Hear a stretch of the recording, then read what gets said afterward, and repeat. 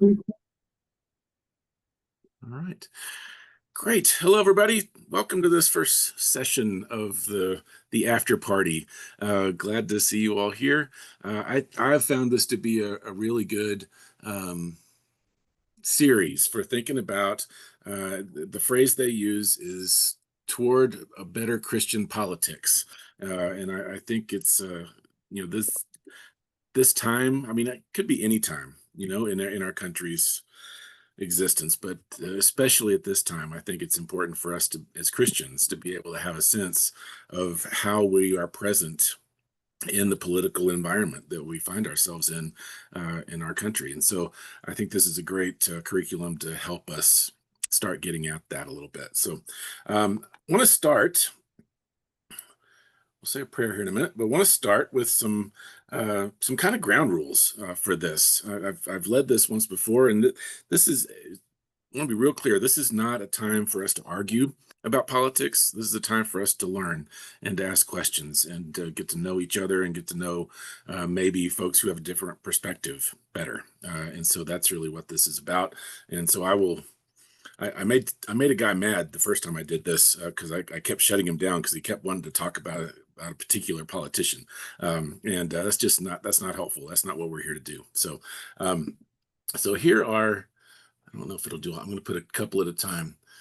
These are pretty straightforward, and you've probably seen things a lot like this before. I'm going to put it in the chat and then just read them, but we'll revisit these every week. So the first one is to listen deeply and remember that we could all speak for a long time about these things, right? And we have before. And so try to limit your comments to about a minute if you can. And so we make sure we have enough room for everybody. And I will try, if you're not saying things, I may invite you at some point just to make sure that you're able to speak if you like, but please don't feel like you have to talk at all. The next one is to start with curiosity and wonder. Our purpose here is not to win or even to have arguments, but to learn about other perspectives. And then these next two get at that a little bit better. So learn together. We're not here first to provide answers, but to ask good questions and to learn well together.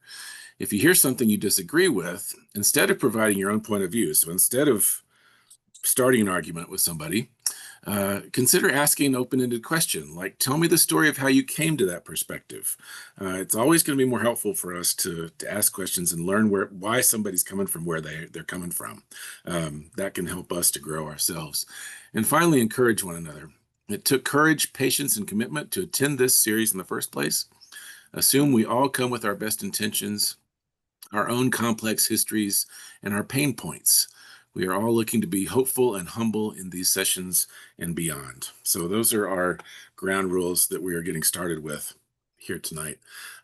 Let's say a word of prayer, and we'll move along. Gracious God, we thank you for this time. We thank you for one another. And we thank you for this important work that has been done in this class that is available to us and this opportunity to learn and to grow and to build relationships with one another, with those of us who are joining in these sessions together. Let your spirit guide us and bind us together across the miles. It's in your son's name we always pray. Amen. All right. Okay, so we are, how many, we got about 11, 12 of us, 11 of us all together, 12 with the wingers both with us. We're going to do something really fun to get us started here. Want you to think for a second and then share with us, if you were a superhero, what would your superpower be? Think about that for a second, and I'm going to go around and call on everybody around the circle. You're going to learn something about each other. So think about the powers that superheroes have. And the obvious ones are things like you could fly, or you could be invisible, or you can see through walls, or what would it be that would be your superpower? All right. And now I'm going to start. I'm going to go around and You can unmute as I call your name, and then I'll try to give the next person so you'll have a heads up. So why don't we start with Jean and then Susan, then Sue.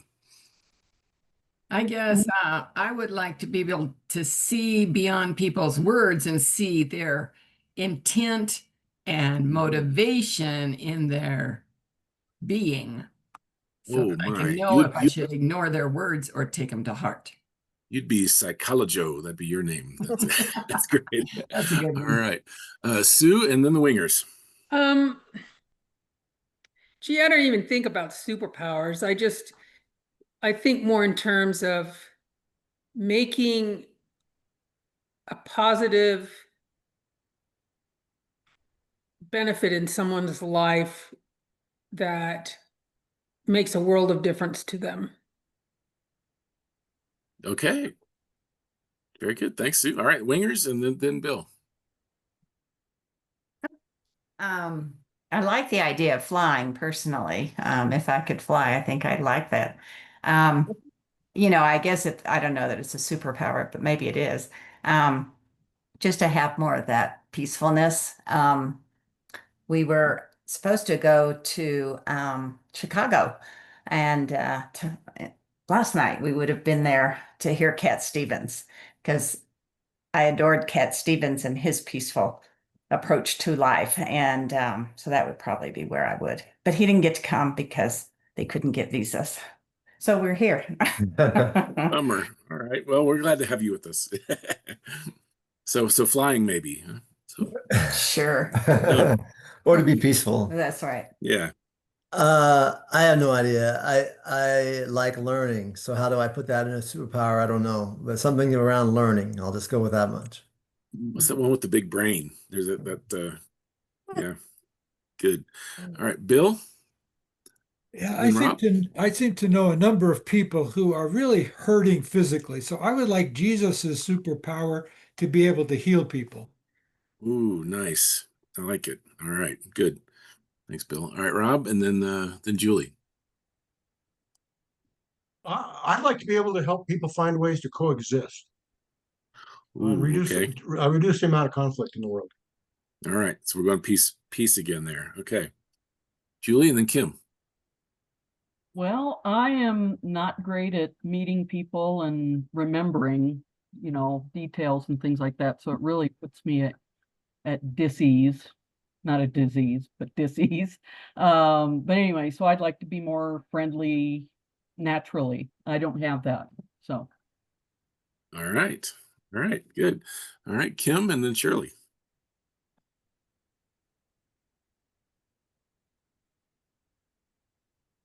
Well, I would hope that empathy would be my strength. I don't know if I'm really good at it, but I'd like to be. Excellent. All right. All right. Thanks, Kim. Shirley and then Kathy. I would like to come back in 50 years and see what's happening and see how we could have changed things. Nice. All right. So what we're doing for the last couple of folks who just came in, we're sharing what superpower we would like to have. So and I was just thinking, this is more broad than like DC or Marvel. Like all the shows that have been on in the last 10, 15, 20 years, people have had different abilities. So like peacemaking and empathy are things that you would see in some of the more, contemporary kind of shows about folks who have extra abilities. So, all right. So Kathy and then Donna. I can't figure out how to talk. We're hearing you. Oh, great. Okay. My superpower, I think I am a very good welcomer. So I think that is my superpower, to strike up a conversation with somebody and get them talking about things they want to talk about. All right. So hospitality, sort of. All right. Excellent. Sort of. All right, Donna, and then Jenna or Gina. I don't want to Gina. mispronounce your names, but okay, Gina, It's great. Gina. Donna, Okay. and then Gina. Okay. Can you hear me? I can, yeah. Okay. I would like to be able to turn things that are hurtful to people, and I suppose words as well as objects into money, so that and I would be accumulating it on a continuous basis to be able to help as many people as possible. All right, I like it. Okay, Gina. Can you hear me? Yeah, sure can. Yeah, okay. So I'm in my car and I have no idea how to get the picture on. You're seeing my That's picture okay. out in the Yeah, we can see front your yard picture. with the Yep. daffodils, right? Yeah. Oh, Yes. well. I'm not in the front yard and the daffodils faded long ago. So the question is, what superpower would you have? Could you repeat the Yes. question? Yeah. What superpower would you choose if you could choose one? Oh, I guess understanding truth. You know, being able to sort out what is true and what is false, and being able to cut through some of the misunderstandings that way. I don't know if Nice. that's the type of answer you're looking for, and Oh, I'm it's sorry great. I Yeah. tuned in late. No, it's Okay. great. Yep. No, it's fantastic. All right. Good. Well, thank you all. That's fantastic. So, for me, I'm going to be much less altruistic than some of your superpowers. I think super strength, I think, would be one that I would go for. There would be a lot of things that I could do that way that would be helpful for people. So, all right. Well, there's our start. So we went with the light question. Next week we may have a little deeper icebreaker question to start off with. So, all right. Well, I'm going to get us going with our first kind of our intro video here. This is we're going to have the pattern every week is going to be watching a video with our hosts, and they're going to share some things, and then we will talk about it for a bit after each of the segments. So that's what we're going to do. I'm hoping this is we're going to be watching these streaming, so we're going to be counting on the quality of my my internet connection for this. So I really hope this works out well. If it doesn't, then what I will encourage everyone to do is to sign up for the course and to watch the videos on your own, in case they're that bad, but we should be okay. All right. Hey, Chris. Yeah. I have a quick question. I Yeah. just got a text from LaDonna Gravel, and I don't know if you're getting any more people asking to get in or not. I just got Jennifer. Was LaDonna trying to get into? Yeah, but I don't know if what their problem might be. So, but I thought I'd check since you just texted. I'll keep an eye on it. Okay, all right. Thanks for the heads up. Tell her to try again. Thank you for the heads up. Yeah, I'll keep an eye on it while the video's on. So perfect. Okay, here we go.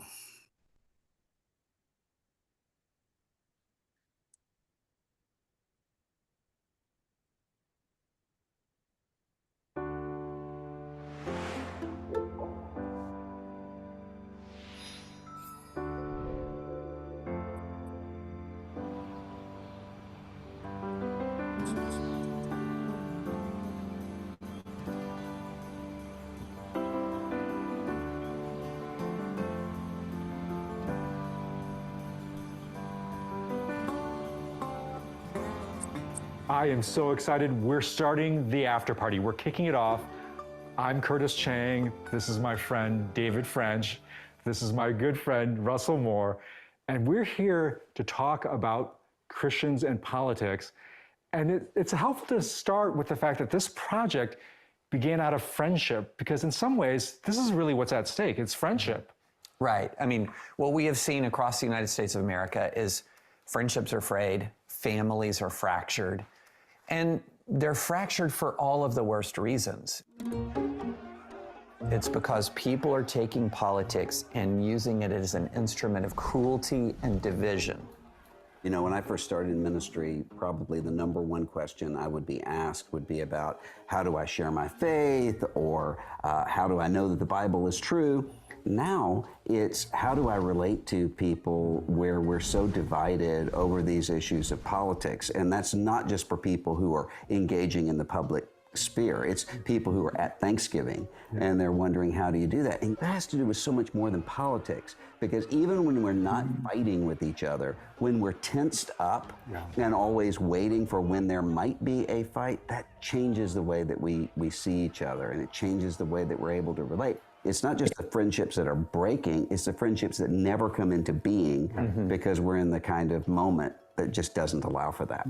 That means we avoid each other because politics is interwoven through life. So what we want to do here is give Christians a better way to engage in politics. We're not saying stop talking about politics or stop caring about politics. And we're certainly not here to prescribe a right what of politics, like a what policy position or what party you ought to subscribe to. But we are here to call people to indeed a better how. I'm hearing more and more people who are saying, hey, I don't want to win over at the argument at the dinner table. I really do want to connect and be in relationship, but I have no idea how to do it. And that's a sign of hope if we're just able to direct that desire for connection and for something healthier in the right way. We could pin our project to any number of verses, but there's one verse in particular that I love, that I've spoken about a lot. Do you know where this is going, Russell? I know exactly, where this is going. Micah 6:8. Now, why Micah 6:8? Start of it, it says, mankind, he has told each of you what is good. So if God is saying, here's what is good, I want to listen. I want to listen. And what it is the Lord requires of you: to act justly, to love mercy, and to walk humbly with your God. 3 great virtues, not one of them is optional. So you can't recede from justice, you can't recede from mercy, and you certainly can't recede from humility. And that's going to be the center of our discussion. We've been here before. I think about the first century church that you, boy, talk about division. I mean, Greek versus Jew, controversy, following Apollos versus Paul. And we have the playbook. We have the playbook in Scripture of how to get out of this predicament.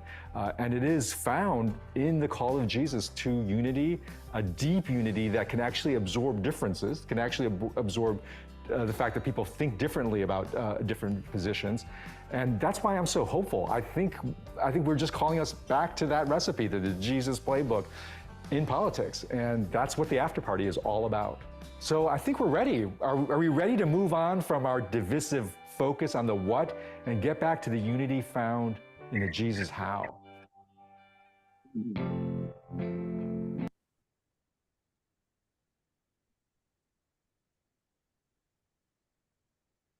Right. We've had a couple more folks join us. Welcome to our new folks who have gotten on here during that first video. Glad to have you with us. All right, so got what might be a painful question for you, a few questions to get at this. Think about who you are missing in your life in recent years. Because of the division that we have around us in our culture. So here's some questions to help you think about that. So who do you no longer see at church? Either because they've left or because you left. That's a painful one. Whose texts have you stopped seeing because you blocked them for the offensive links that they shared with you? So it could be, we'll get to social media here in a second. Think about what out-of-town friend or family member you've stopped connecting with because you fear even a conversation to catch up with them might turn a wrong direction. Friends or family? Who's disappeared from your social media feed because their posted comments were so disagreeable, or because yours were so disagreeable to them that they unfriended you? I know I've got some of those. Which family members have stopped showing up at Thanksgiving or Christmas because of a past conflict or a simmering tension about politics? And who have you stopped inviting to your parties, or whose parties are you no longer invited to? So I imagine you've had some images of people's faces come to mind for you. Take about 60 seconds, and I should have had you grab a pen or pencil if you've got something to write with, or you may just remember them. But think about 3, 4, 5, 6 names. Think of some names of people who would be in those categories for you.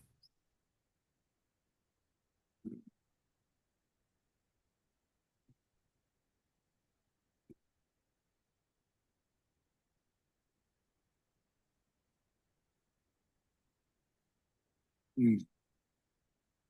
Mm. Mm. Mm. Mm. Mm. Mm. Mm. Mm. Mm. Mm.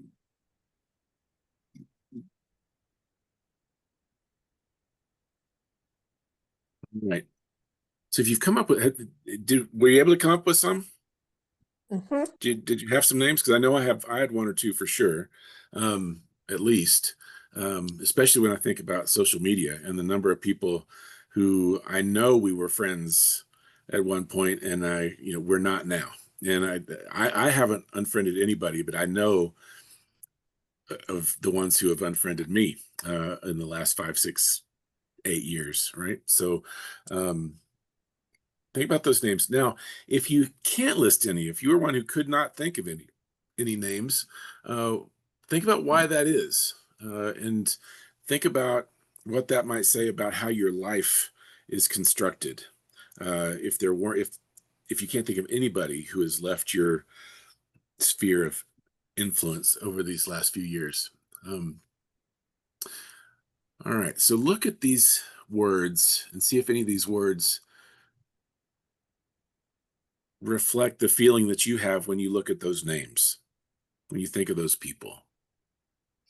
Anger, sadness, numb, affection, guilt, curiosity, revulsion, insecurity, obsession, resentment, confusion, outrage, powerlessness, unaffected. Interesting, huh? So now it's time to share. So unmute when you're ready to say something. How does this exercise impact you or affect you? How'd you experience doing this, coming up with these names?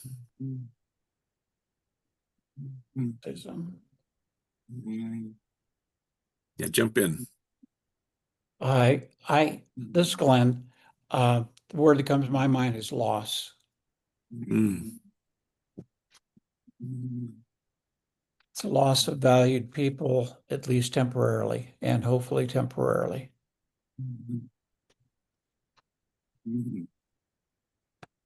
Yeah. For me, I think it's sadness in terms of a family member. We have not spoken for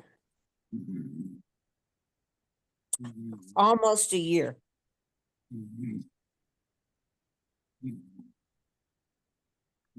Yeah.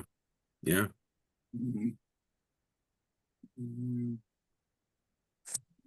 I have a dear friend, dear high school friend that I've not been in touch with because I'm afraid to be.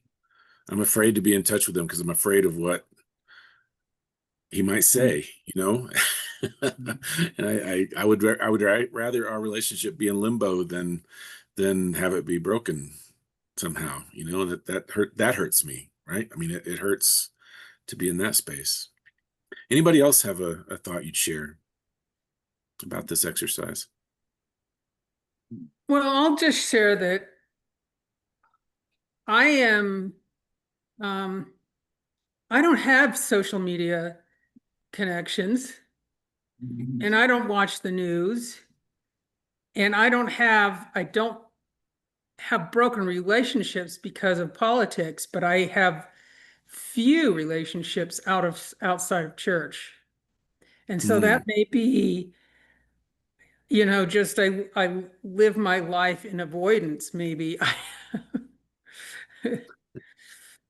Well, I think that's why they asked the question. Which is a sad state, but it's all I can handle. Maybe that's a Yeah, better. no, and I think that's rich because that's why I think they asked the question. If you could not come up with a list or could not come up with names, what does that say about us, right? I mean, that we don't have that kind of breadth of connections with people. I mean, I think it's fascinating. So you, Sue, to share that, I think that's very much a reality for a lot Yeah, of it's folks. probably not just church, but I have, different groups I'm a Hmm. part of, but Hmm. but um I don't know if anybody's left my relationships because of politics. Right, right. No, it's fascinating. Okay. All right. Well, let's jump on to the next section here. I may have stopped us a minute or so early on that video, but we'll this next session is going to be about 12 or 13 minutes long. So if everybody can mute just to make sure we've got that covered. I'll find us here. I think Kathy has to mute herself. She's not muted. Yeah. I'm trying. Well, Kathy, I'll mute you and then you unmute when you want to talk, okay? Okay, thank you. Here we go.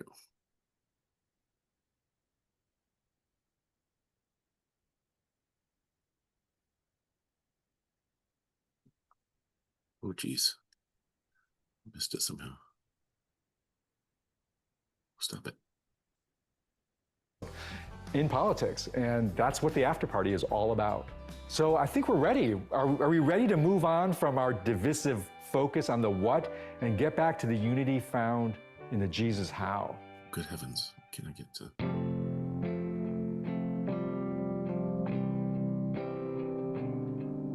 Good gracious. I think we're in a painful point in our country where we're just divided and we've lost each other. We're all suffering under this broad demographic force that sorts us into separate parties. The thing is, it's not just political parties we're being separated into, but that separation, it's working itself in our social parties. Think about the parties you attend and really who attends it, who's on the invite list. And I think for many of us, that invite list is starting to feel more and more homogenous. It's feeling more and more we're gathering with other politically similar people. So we want to invite participants in this course to do a little reflection, to see if this big sort is happening in your own parties.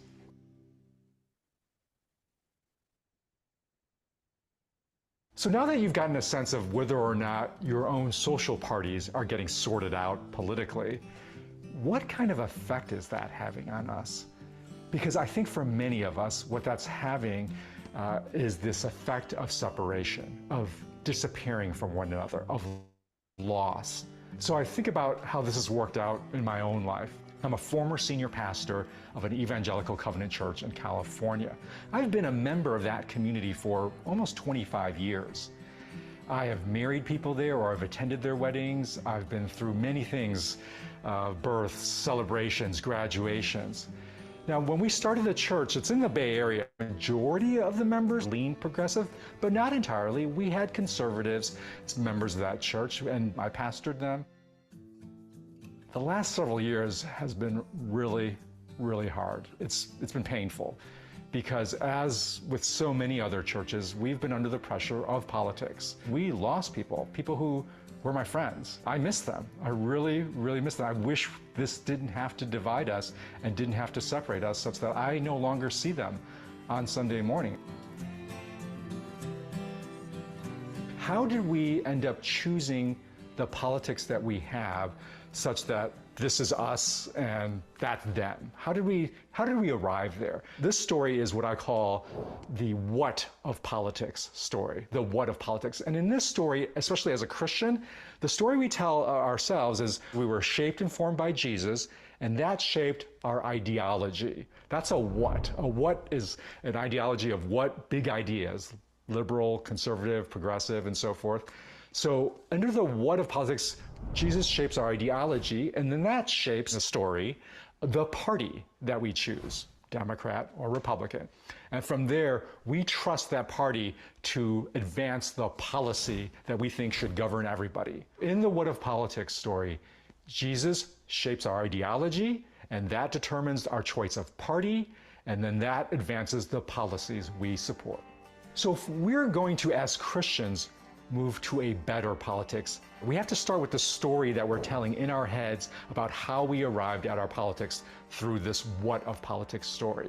And this is a powerful story. It's actually a story, a way of looking at politics that actually Jesus encountered, because across time, people have been telling themselves this story of the what of politics. In Jesus's day, there was a sharp division. If we think our society right now is divided politically, boy, go back to the first century Israel, because there was a massive split that was triggered by the Roman invasion of Israel. And that produced a big split. And that resulted in the story of the what of politics that started with ideology. Israel's politics was split between the oppose the Romans and the cooperate with the Romans. And from there was this collection of different political camps. And you can see that these are divisions that you might have seen in your Bible. In modern day America, we would just have two parties, Republican and Democrat. In first century Israel, you had a multitude of parties. Just a sampling of them would show that though they tended to group into two opposing ideologies, the cooperate with the Romans and the oppose the Romans. Under the cooperate the Romans, you had the Sadducees, the Herodians, you had the tax collectors especially. Under the oppose Romans, you had the Pharisees, you had the Sicarii, and then you had the Zealots. All of them fighting with one another under their various ideological camps. Now, at the level of policy, one of the biggest disputes in policy was around, well, not surprisingly, taxes, especially tax collection, because the Romans wanted to collect taxes from the Jewish people, and they relied on a party to advance that policy. That party was called the tax collectors, because they appointed Jews to collect taxes on their behalf. And of course, this was bitterly resented by many Jewish people, and they galvanized around the Zealots, the Zealot party, that opposed Roman tax collection.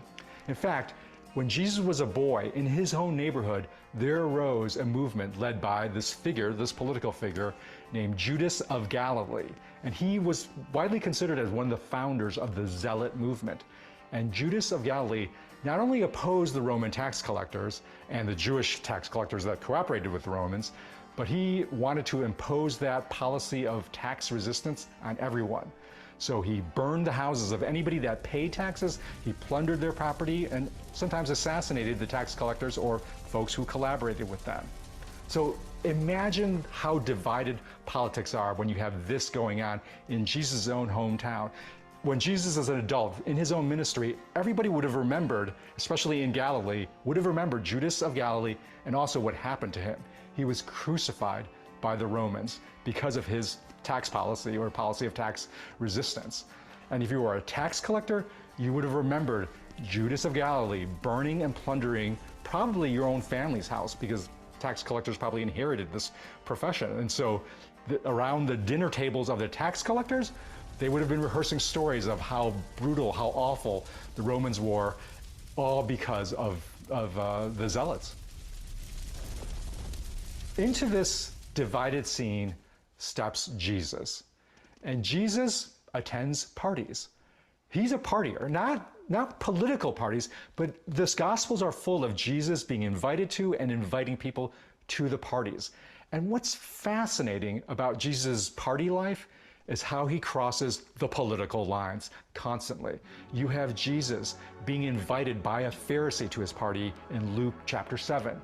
Then, a few chapters later, Luke 19, Jesus is saying to the chief tax collector, to the person who's on the exact opposite side, hey, I've got to come to have dinner with you. He's inviting himself to a dinner party with Zacchaeus. The scriptures are full of Jesus constantly doing this. In fact, the Pharisees' chief complaint against him is, why does he eat with the sinners and tax collectors? And notice the Pharisees' critique, sinners and tax collectors. This reflects how the Pharisees drew an us circle, right, and a them circle by fusing religion and politics. They're calling sinners a religious identity as lumped together as tax collectors, a political position, a political party. And what does Jesus do? He's constantly attending the social parties of each side and irritating each side by doing so.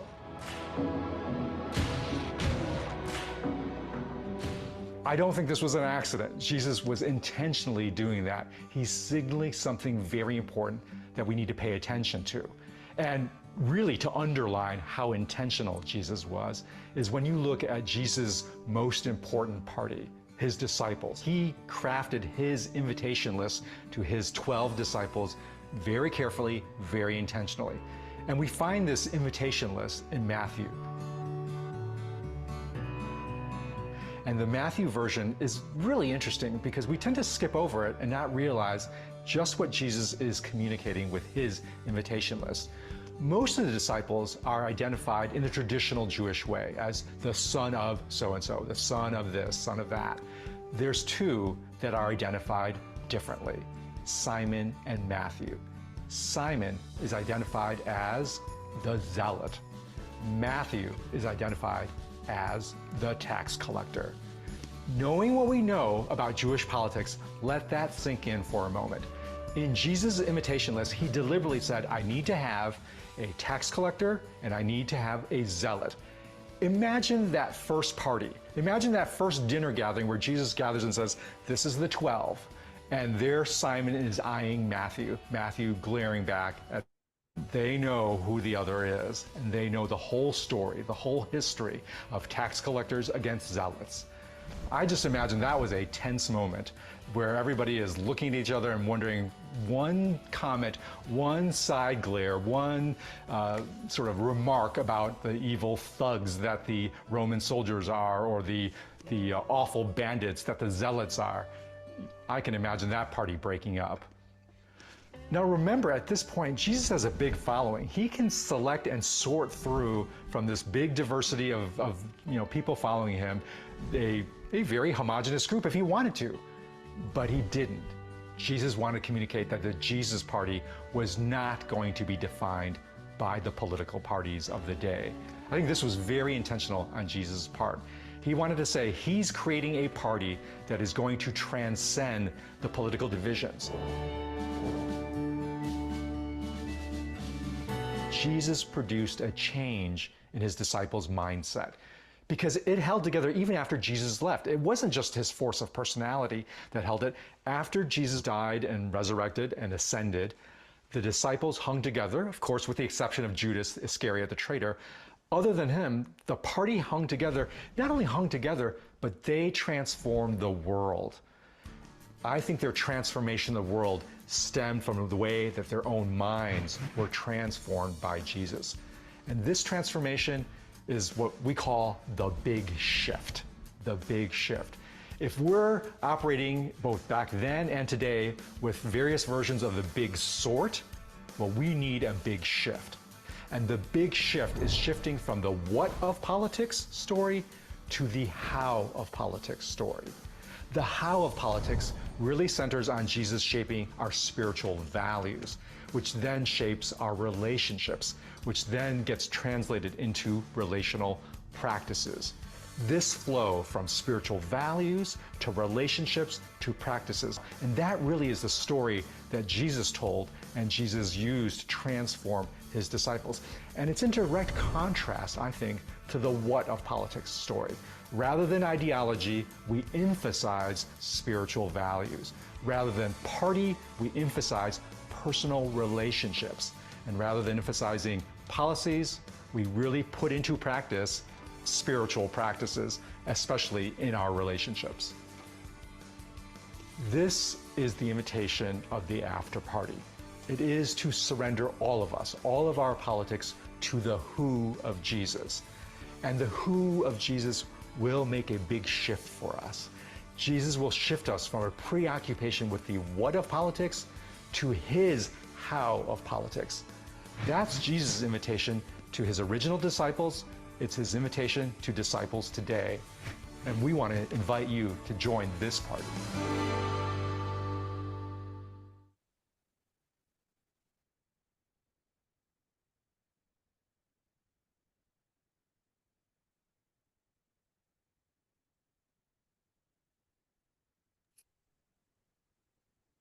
Okay. Interesting, huh? All right. So, what do you think about this idea of the big shift? Well, I guess I realized how different I am from Jesus. I mean, all of my friends, and I've got a lot of friends, think just the same. We are so homogeneous.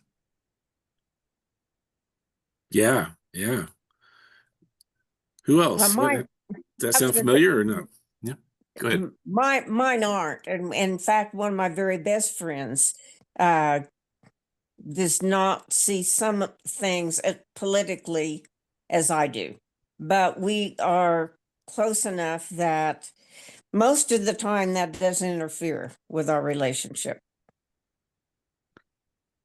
Interesting. I think for at least I think for both of us, but we have family members that are not on, same political spectrum. And truthfully, I think we all try to still be part of a family, and we're just not going to put each other on a place of trying to, kind of one up one another or sway one another. So do you kind of avoid We don't avoid that? them. No. No. We don't avoid them, but we avoid topics. Right. That's what I meant. Yeah. Yeah, I probably wouldn't send our justice team link to them. I hear you. Yeah, but we're still family, and we do still want to stay in that place. So, Well, I think my default is to operate on the basis of the sort. And so it's easy, and it's kind of the natural thing to kind of commiserate with the people who kind of think the way I do. And then when I am in relationships or in contact with some people, some who are very close, we practice the avoidance tactic then. There are just certain things that we know are off limits, like death and taxes, or whatever the usual ones are, uh, or politics in this case. And therefore we get along, but we know that there's this cloud that we're just not going to talk about. And that's too bad. It's a deficiency. Yeah. Thanks, Bill. Yeah, he just mentioned it towards the end of that video, but the big sort, uh, you all may be familiar with that term, but the big sort is the idea that we have in recent years, really, well, over decades now, I guess, we have actually moved even physically to be in communities and places where there are more people we have in common, right? And that's happened in a macro level, but it's also happened relationally for us. And that's what we're talking about when we talk about the people who have left our lives, have left our social media feeds and left, that we don't communicate with anymore. We've sorted ourselves into those camps. And the algorithms of social media contribute to that. They help us to stay in those particular places rather than be able to relate better. I like Who else has something you'd share? Yeah, Glenn? Yeah, I like the reference that the speaker had about the intentionality of Jesus. And I think that's a call to us, not just to wring our hands about these relationships, but to try to figure out some ways that we can bridge with them. And one way is to outreach about the loss we feel in not relating, and that it would be good to relate even if we were to decide not to follow certain topics. But it's better than wringing our hands.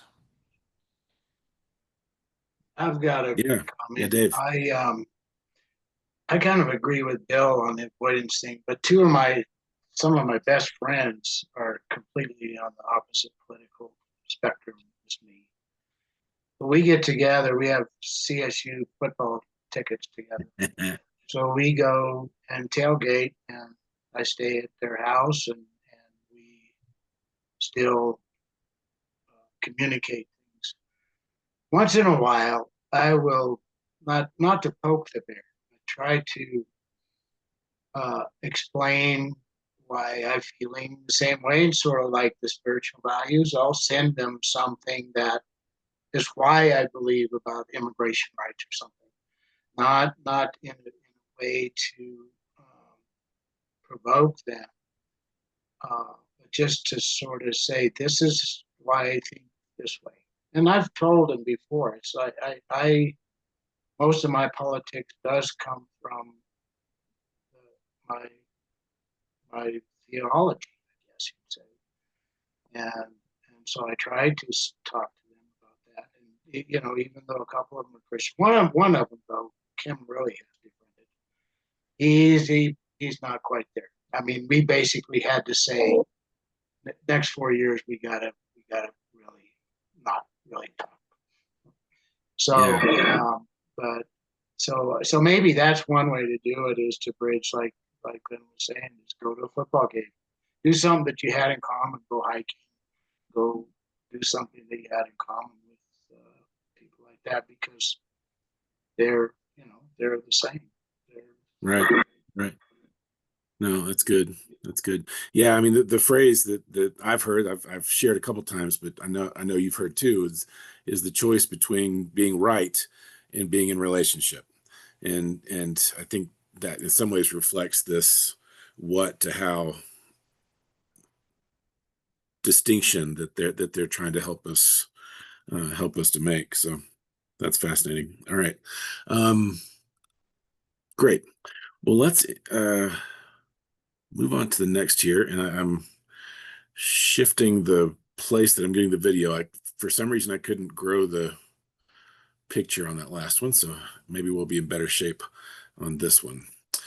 So we're gonna get to meet David French more in this video. Let me get us there.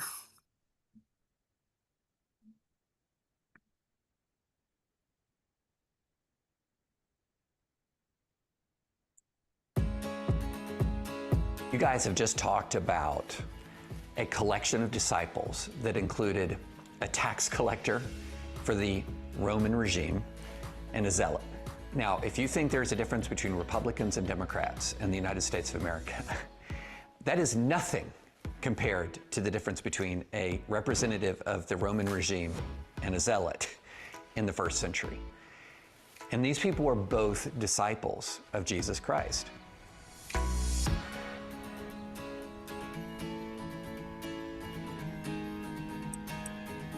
There is a real downside to this idea that we need to find a place where more people are like us. I don't think it's good for that place. I don't necessarily think it's good for us.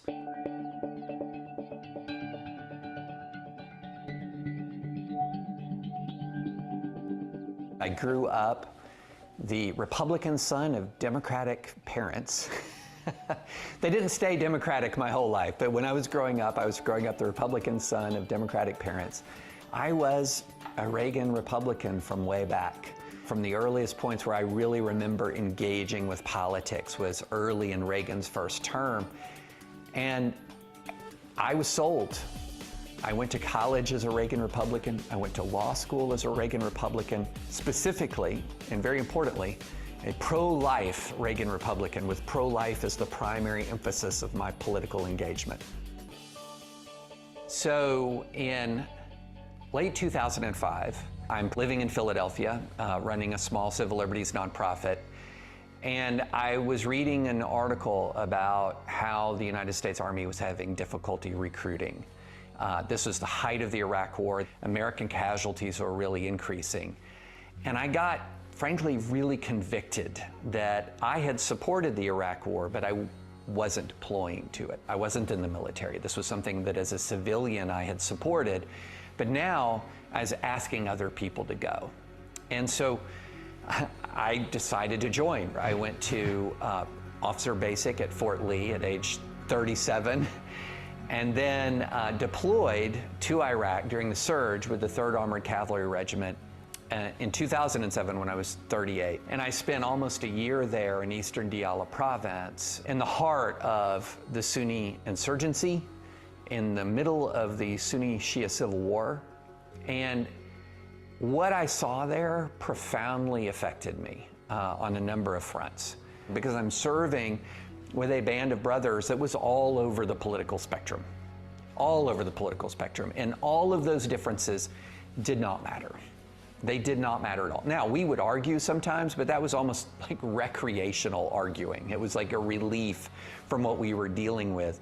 But we were brothers no matter our political affiliation. So that was something that was deeply impactful. Actually seeing the Sunni-Shia civil war, I realized how much of it was rooted not in political or even religious differences, but a sense of grievance. So a Sunni member of the insurgency might say the Shia killed my cousin. That's why they were fighting, not because of a division in oil revenues or not because of an ancient theological split between the Sunni and Shia strands of Islam, but something much more immediate and visceral. None of these big political things. So then when I came home to the United States of America, and this concept that says I'm a Republican or Democrat because I strongly dislike the other side, seeing American politics through these fresh eyes, I began to see that we were interpreting everything through the lens of grievance. This is what the Democrats did to us. This is what the Republicans did to us. And each side has its own story of grievance, rooted often in very real and true things that actually occurred. In much the same way that the atrocities in Iraq were very real and true, our ability to get past those grievances was hampered by the fact that there were a lot of grievances in our own lives. It's that sense of grievance that was giving the real emotional weight to our politics. We've always had political differences. We've always had political arguments. But what was being layered on top of it is a sense of hurt and wounding and anger that for a lot of people is deeply personal. When I came back, there was a shift in my outlook towards my political opponents. And I'm embarrassed to tell the story, quite frankly, because this will give you a sense of how partisan I was. Shortly before I deployed, I was speaking at a Republican gathering in California. And I was talking about my work in courts in America, and I was also talking about how I was preparing to deploy to Iraq. And somebody in the crowd asked me a question, something like, well, with you doing all of this important work here at home, why would you go abroad? I mean, you're doing stuff here. And I answered in this way that it almost pains me to say it. I said, I think the two great threats to America are the radical left at home and jihadists abroad, and I feel called to fight both. And then I go to Iraq, serve alongside people who are pretty radical left against these jihadists who are beheading their prisoners on tape, blowing up hospitals and restaurants. And I just felt incredible shame that I had even said that sentence, grouping my political opponents at home with these people who were vicious and brutal. And the idea that I would use these two groups of people in the same sentence was embarrassing, frankly. And I don't think repent is too strong a word. This was wrong. But it shows you how step by step, dispute by dispute, grievance by grievance, you can put yourself in a position to where you genuinely think that many of your fellow citizens are just your outright enemy on par with an armed enemy abroad. And I had to really ask for forgiveness for this because it was wrong.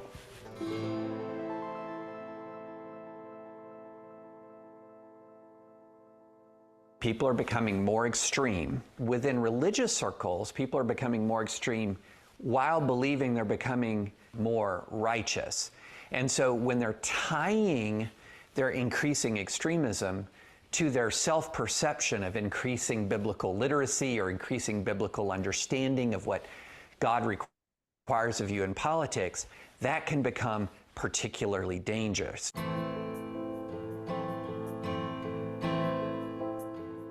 What you've done is you've kind of sanctified your own attitude. You've sanctified your own extremism. You know, I used to really wonder how religious wars broke out, which sounds crazy, but because I was living in a country with a broad degree of religious tolerance. You could drive down any given road in the South and you're going to see a bunch of different Christian denominations living together peacefully. And I took for granted this sort of miracle of religious liberty that we have in this country. But then I began to see, as our politics became more toxic and as it became more polarized, it was absolutely going to happen in a country as religious as ours, that a lot of that polarization would start to center around different and competing religious understandings of how to engage in politics. And when you're talking about eternal matters, it doesn't get much more important than that in a person's heart. And so you can begin to see how their political affiliation, when it becomes completely tied to religious identity, can escalate the stakes of political conflict dramatically. And so you begin to see how the tying so closely of all of my religious perspectives to politics can escalate the stakes of conflict, especially when our affiliation, our religious and political affiliations are blurred without the necessary degree of humility, the idea that we might be wrong.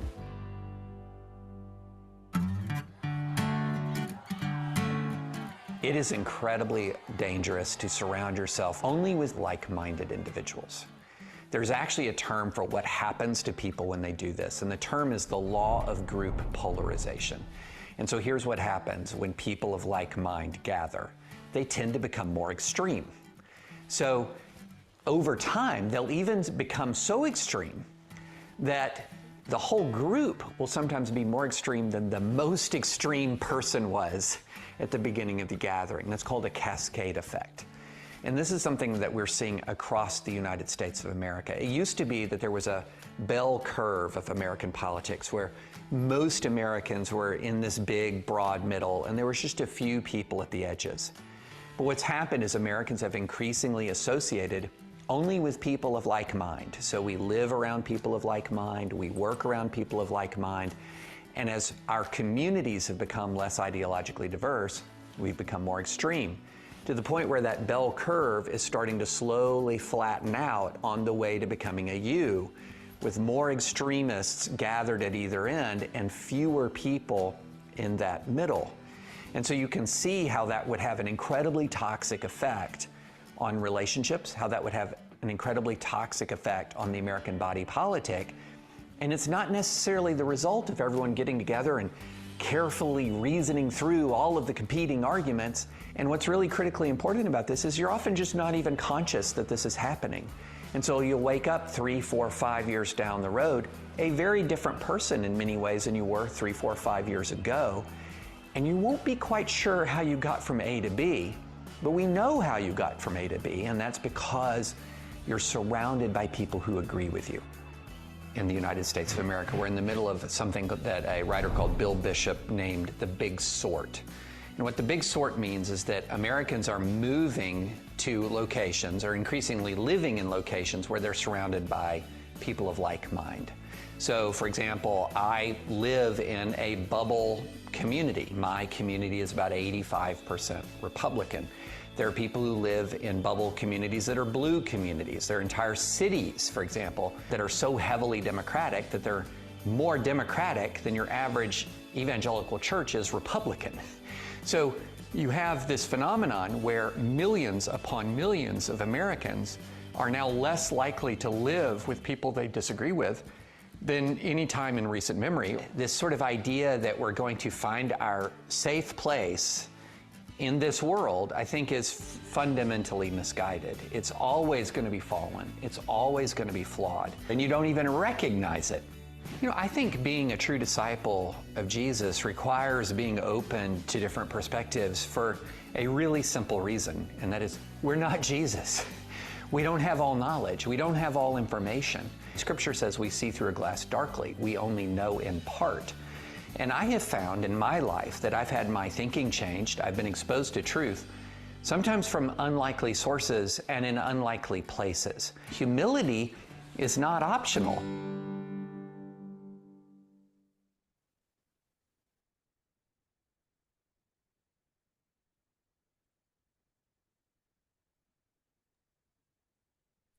Humility is not optional. All right. We've got a few minutes we can spend on this one before we go to our next one. What struck you? Started off talking about the lens of grievance, talked about sanctified extremism, that bell curve that has inverted, right? What struck you?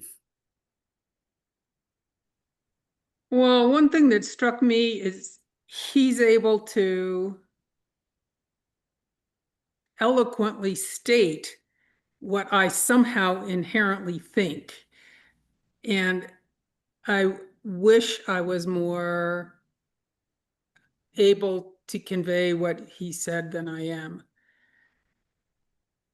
Which part struck you the most, Sue? I mean, just we are better off being in a diverse community than we are being in the community that isn't. And there's a lot of things I do outside of church and stuff that operates in that, and it's just kind of natural. But why is that? Why am I in that community? It's because somehow I have realized that I want to live that way. And so I purposely sought out groups that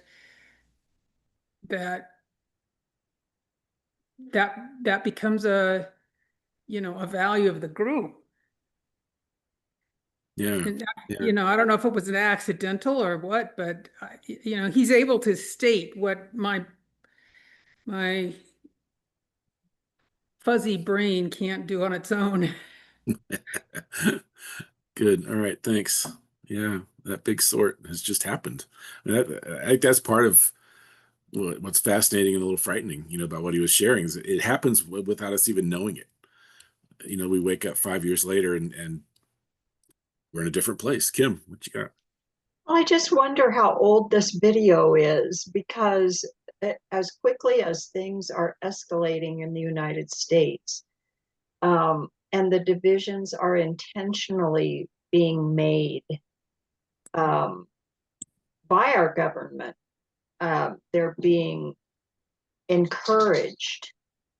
I think this gets harder all the time when you see that they're encouraging pastors to tell their congregants how to vote. This division is being pushed, and how do you I know we can't stop it, but how can we live with it in a way that we don't really allow it to happen in our own lives? I don't know if I'm making sense, but Yeah, and I wondered how soon this would come up in this in these sessions. This is pretty recent. They did this in the election year, 20 early. It came out early 24, and these guys, all three of these guys, would see themselves to the right of center.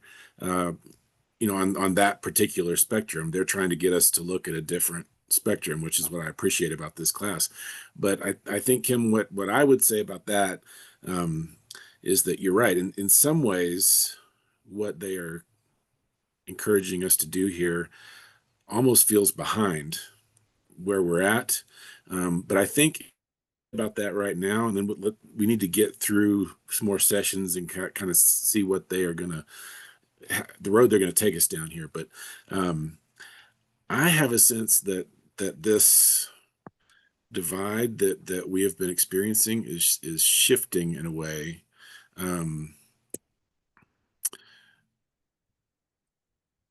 Where both sides of the left-right political spectrum that we've been so used to uh, are ending up being separate from what we're seeing in terms of um, the government in our country right now.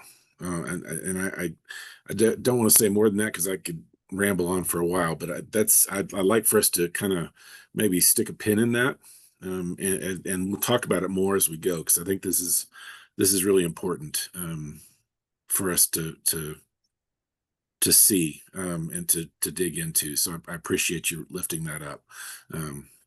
One of the things I liked that the man said was how going to war had given him a different input than he'd ever had previously. And for most of us not experiencing war, that changes. Even if we lived in Colorado Springs as opposed to Littleton, we would see a different thing, seeing men and women in uniform all the time, and people that experience combat, and to see a broader world, just as somebody, if they were a missionary for 5 years in a third world country, they'd have a different outlook.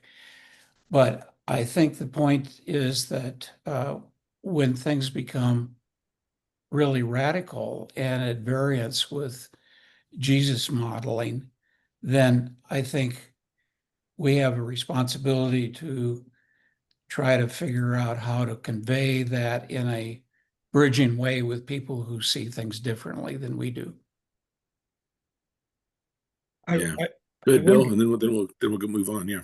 Yeah, I wonder, Chris, I don't know if this is appropriate, but it's interesting in the recent, 3 or 4 or 5 years of the United Methodists and this big sort that just happened, if in fact we've lost something.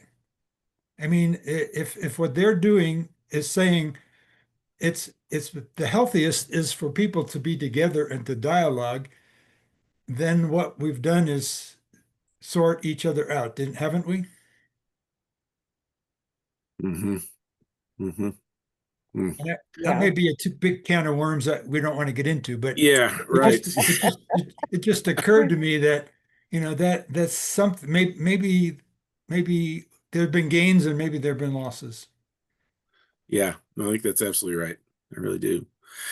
Okay, there's so much for us to get into here, but we have one last thing to watch, and I want to jump into that here. So.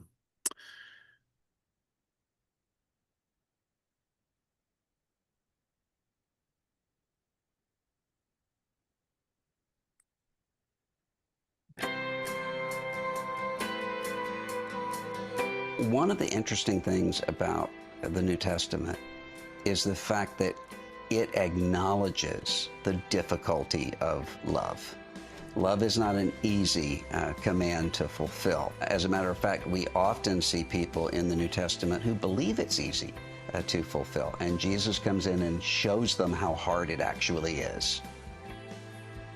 What was unusual about Jesus choosing both a zealot and a tax collector is not only the fact that he did it, it's how he did it. In a lot of groups, the tendency would be for the tax collector to be there if he aligned with Rome. Jesus didn't do that. Instead, he brought them out of those groups, but into something that was completely different. And that's part of what's so confusing to people all through the ministry of Jesus.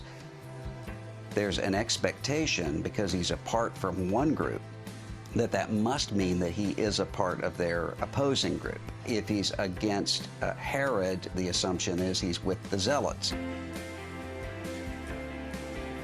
None of those things were true. As a matter of fact, in one of the most startling sayings, I think, of Jesus, he said to his disciples, "Beware the leaven, the yeast, of the Pharisees and of Herod." What's striking about that is the Pharisees and Herod were not on the same team. They would have seen themselves as at odds with one another. He puts them together. And he also says, not beware the Pharisees and Herod. It's beware the yeast, beware becoming like the Pharisees and like Herod, which would have been something very far from the minds of the disciples. They were worried about how they were going to have enough bread, and the idea that they could become like the very people that they were opposing was very far and distant from their minds. But Jesus identifies that and sees it and calls it out. Jesus' own disciples are often wondering what is going on. Simon Peter at one point says, I wish I could leave, but I don't know where else to go. And that actually is a key part of it, because what I think we often want to do is to start with the roadmap. We have the what, then we work backward to the how. It would be the difference between the end point on a GPS. Where are you wanting to go? And how does the GPS take you there? That means you are often taking one step at a time. And often there's a feeling of perplexity. I'm not sure what is going to happen next. Jesus is just so constantly saying to his disciples, don't worry about that. You follow me. You move the next step forward in conformity to Christ. And that's disorienting to people who would really like to have everything mapped out ahead of time.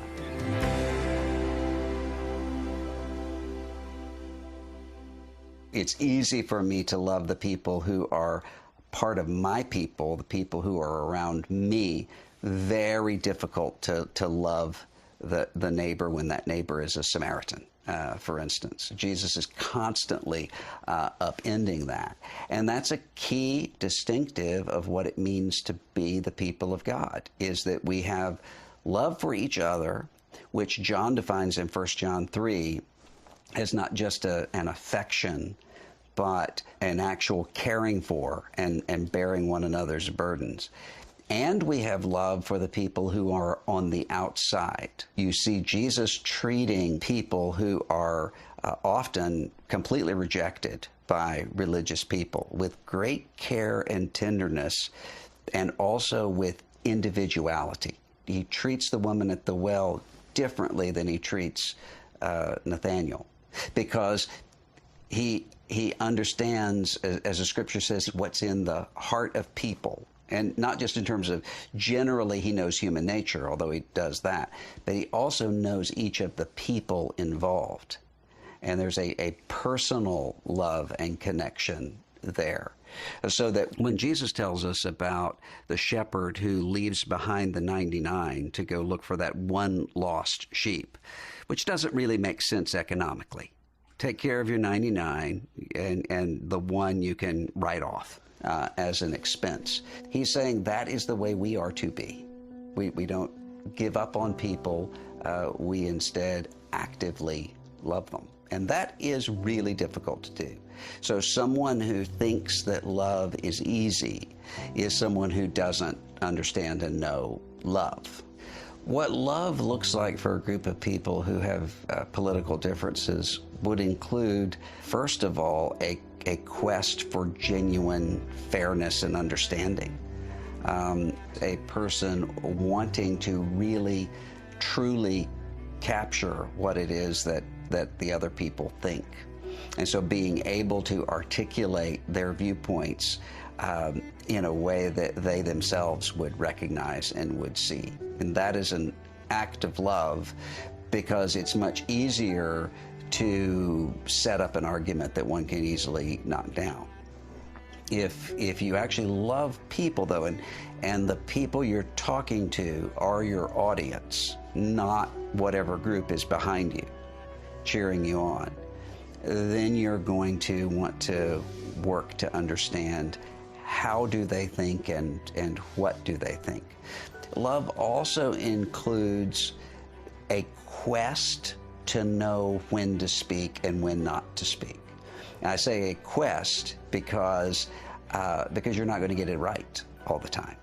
You're going to get it wrong quite often, but it's a posture and a desire and an aspiration to do that. And so you're not simply speaking and calling out everything that comes to mind.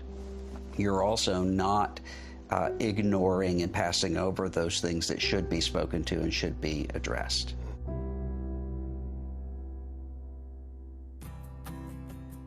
I've found that love between people shows up far more easily when those people are directed outward, loving somebody else, when they're actively loving together.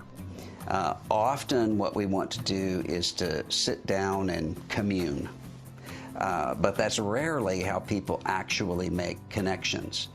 They usually make a genuine connection when they're serving in some way toward a shared goal.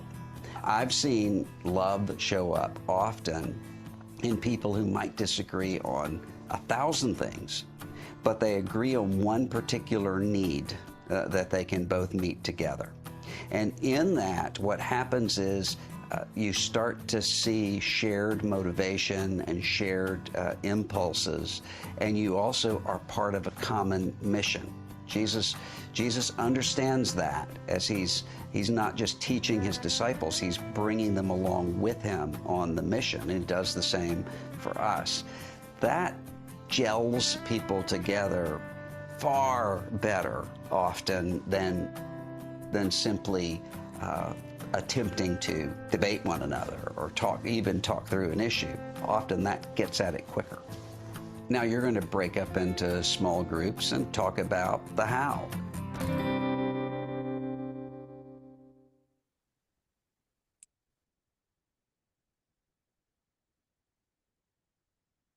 No, we're not. All right.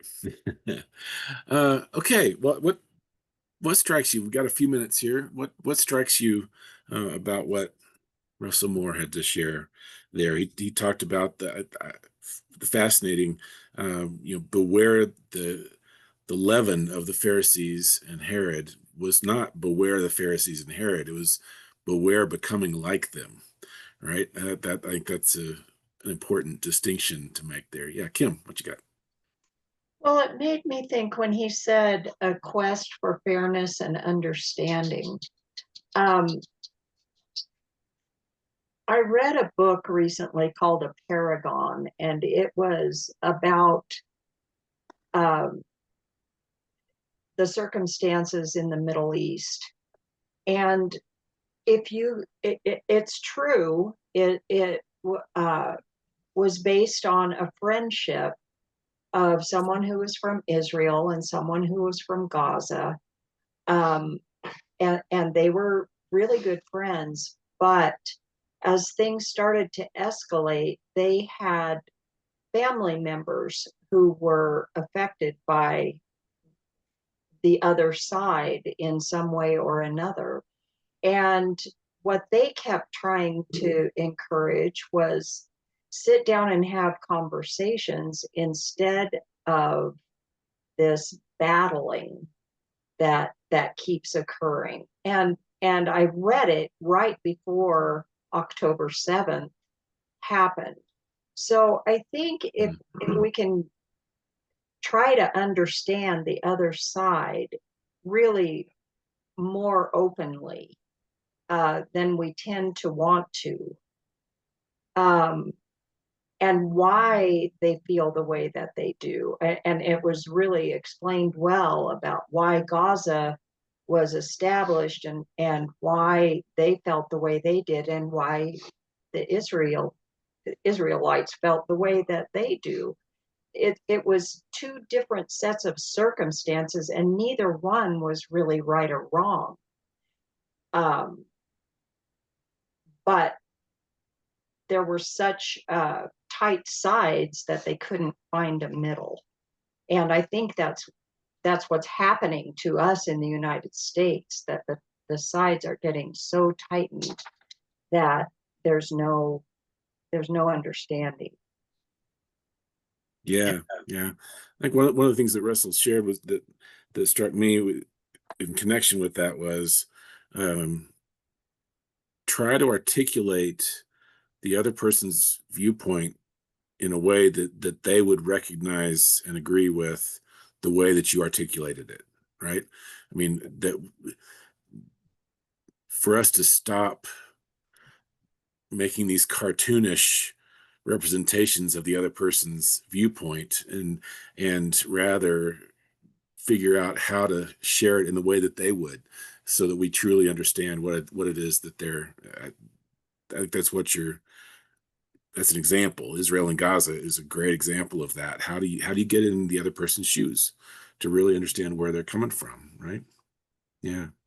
All right. Anybody else have anything burning on your heart or mind you'd like to share before we I, kind of wrap I up? really liked what he said about we need to be open to other perspectives because we're not Jesus and we don't know everything. Yes, exactly. Exactly, Donna. That's great. Okay. All right. Well, I just put in the chat a link, and this is the homework. Like, this is kind of the one time in the whole course when it really would be helpful for you to do the homework. This is a little survey because they're going to start over the next several weeks. They're going to talk about some different kind of some quadrants, a quadrant, 4 different perspectives on how we kind of deal with this stuff. And this is just a little survey inventory that helps you identify which quadrant you might fall in. So I put it in the chat there. It's in the workbook. Now, I don't know what's going to happen. One of you might go ahead and click on this just to see if when you click on that, if it actually takes you to the workbook, or if it takes you to need to register, for the course. Either way is fine. Registering, they will send you a few emails, but they Yeah, it don't does bug you not take forever. you to the workbook. No, what does it take you to? Does it take you to the page It where you have just, to yeah, it, register? Yeah. So I would encourage you to do it. Go ahead and register. Get in there. Get in the workbook. It's exercise 2-2. They're not going to bug you a bunch. This is not like a big, they're not going to be trying to sell you stuff and all of that. You'll get a few emails just to connect with you, but it's worth doing to get in there and take the little survey and to have the workbook even to follow along with as we go the rest of the way. So I'd encourage you to click on that link and just get to that place and to that site and get into the workbook. So I will try as well to give Tara, because I've downloaded the workbook, so I will try to have Tara put it up on our webpage along with the links here. I don't know that will be any more successful with this, but we'll get it up there, the link up there. If hopefully it'll work, we'll see. And I can't click on it to see if it'll work because I've already registered. So anytime I click on it, I go straight to the workbook. So I can't test it that way. All right. Well, there we are. Well, we will keep this under an hour and a half every week. The others actually maybe a little shorter. This was kind of the intro, get us into it kind of time. But I really want us to have a good time to talk with each other too. And I've appreciated all of your input and the comments that you've had this evening. Thank you, and thank you for caring about this, because I think as the church, I think we are in a prime place to be a witness in our communities, in our society, to a different way of relating to each other. As the people who benefit from the polarization, who benefit from the conflict, either monetarily or in terms of power, in obtaining power in our current dynamics, all those people are threatened by folks like us who can bring a posture of love and of relationship into the midst of all that they're trying to foment in our environment around us. And so I appreciate you all being a people who are about more than that, right? I think that's really powerful today. So, all right. Well, I'm gonna say a prayer, and then you all know I like, or some of you know I like to do. We'll say a prayer, and then everybody unmute and say goodnight to each other, and then we'll call it a night, and we'll see you next week. The recordings of these are going to go up within a couple days, probably, onto the website, and so we'll have these. If you want to refer anybody to watch this session and be ready to come join us next week, please feel free to do that. All right. Well, let's pray. Gracious God, thank you so much for this time tonight. I'm grateful for Curtis and David and Russell and for all the folks who have put this together and given us a place to begin a conversation.